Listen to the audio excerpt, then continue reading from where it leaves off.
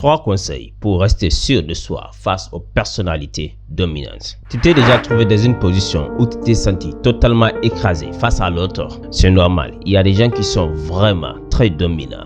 Malheureusement, décident d'être même dominants face à des gens qu'ils savent moins dominants qu'eux.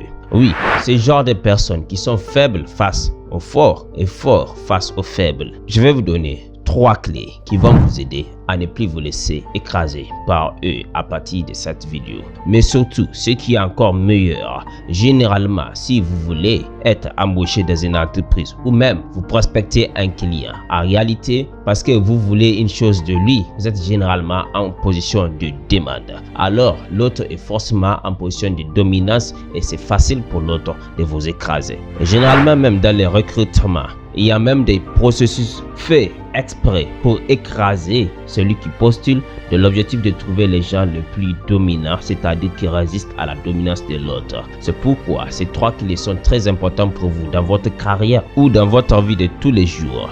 Alors il faut bien les suivre, mais surtout les intégrer. D'accord? Ça va vraiment faire une grande différence pour vous. Et vous allez voir, c'est très simple, mais même intimidant.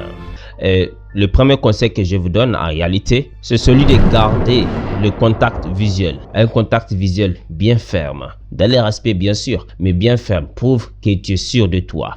C'est tellement important dans des situations de discussion importantes comme un entretien d'emploi ou un entretien avec un client pour avoir le contrat avec lui, etc. C'est très important. Et le conseil numéro 2, il s'agit de parler calmement.